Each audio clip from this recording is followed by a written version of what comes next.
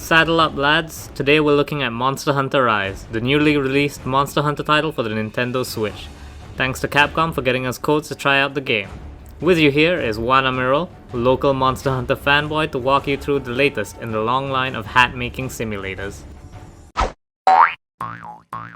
Gamer Braves.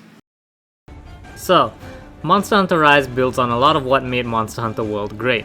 The general spirit of World is there. It's a game about openness and freedom, though the game goes to great lengths to interpret those concepts in its own ways.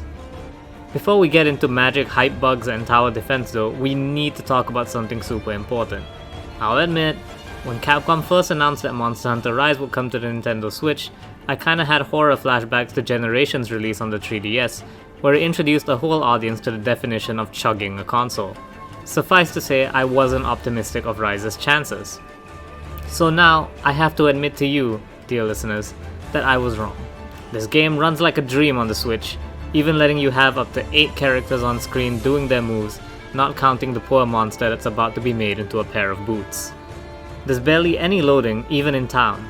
Your main source of loading is starting a quest, and even that feels nowhere near as glacial as World's loading, especially come Iceborne. The entire map is seamless, as is moving through the different areas in town. It's a really good standard setter, and that makes me even more hyped for when the game launches on PC, knowing they got all this to run on a handheld. One thing I really went about at great length in our demo impressions was the wirebug, and that still stands here. The wirebug is great, and combines everything from mounting in 4U to hunter arts in Gen to the slinger clutch claw in World, and combines it into a single really cool system. At its most basic, it's a great mobility tool, giving you double jumps and air dashes, which lets every weapon get off their air attacks without having to look for their favorite ledge.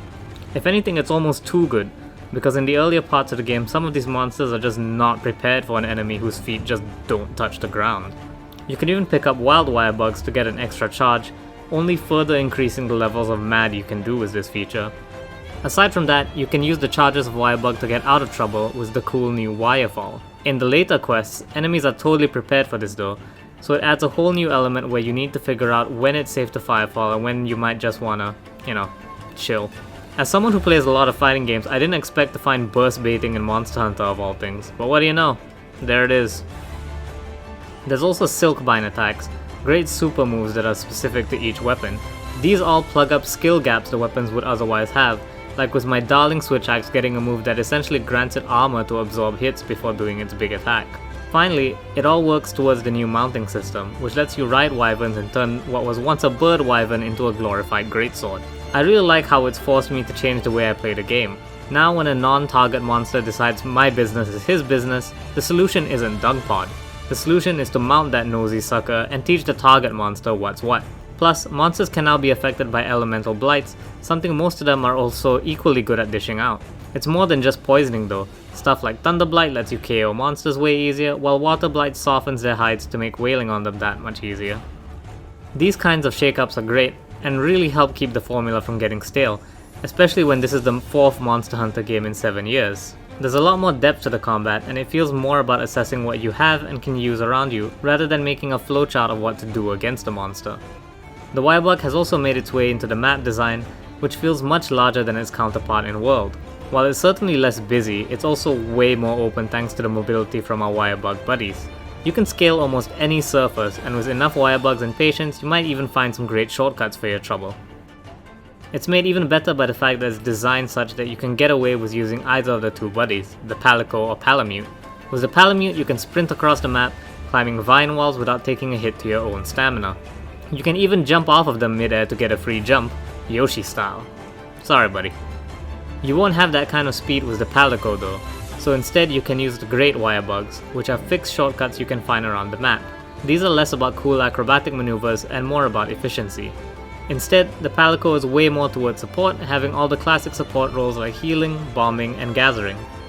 Having the option to customize your pets in any configuration is also great, since you can have 2 gathering cats for your farming runs or have a dog-cat combo when you need support but also want to do sick doggo drifts.